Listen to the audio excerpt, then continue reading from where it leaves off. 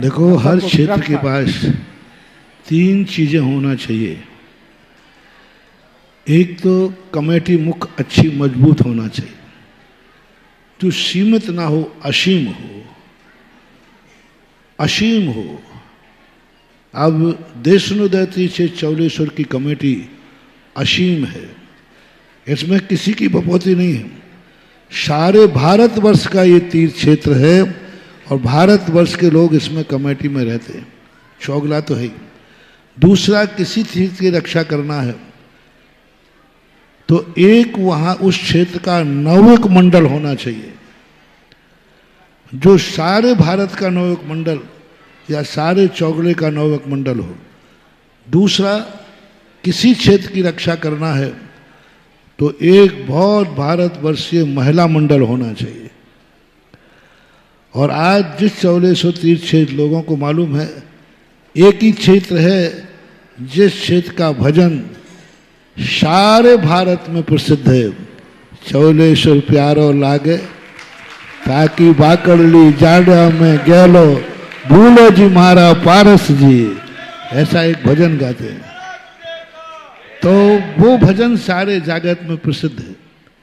तो आज बहुत बड़ा क्षेत्र, 100 बीघा जमीन पर एक भारत का ऐसा बड़ा क्षेत्र बन रहा है जिसके हर मंदिर मार्बल का होगा। बड़ा विशाल मंदिर, 15-20 फुट की मूर्ति होगी, इतनी बड़ी विशाल मूर्ति होगी। पर 24 जिनालय मार्बल के, नंदीश्वर जिनालय के जो 52 जिनालय हैं वे सब मार्बल के, अलग अलग, एक मंडप के अंदर नहीं है, अलग अलग। सहस्त्रकूट भी होगा मार्बल का। सारा चीज पहाड़ों के बीच में 100 एकड़ जमीन में वहाँ पर एक क्षेत्र बना रहे हैं।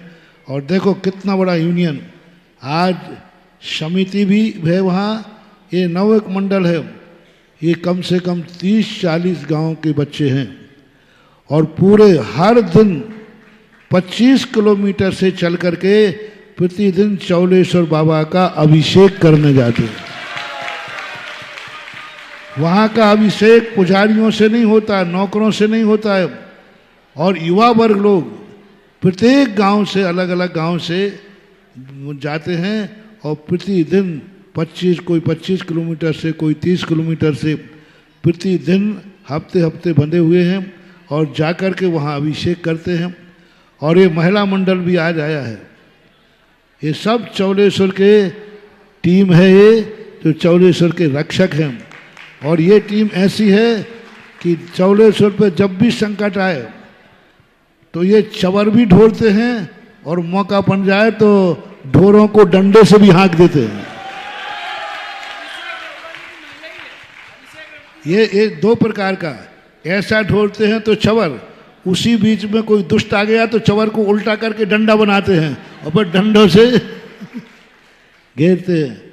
बहुत संकट वाला क्षेत्र रहा, इतना संकट क्षेत्र रहा कि इस संकट में माँ चौलेश्वर के चौगले के ये बहादुर लोग हैं जो पिटते गए, पीटते गए, लेकिन क्षेत्र को आज सुरक्षित कर दिया।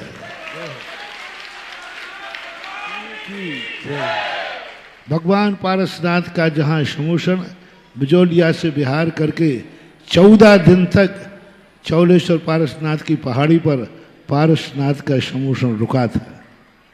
ऐसे क्षेत्र के लिए बहुत अच्छा आशीर्वाद।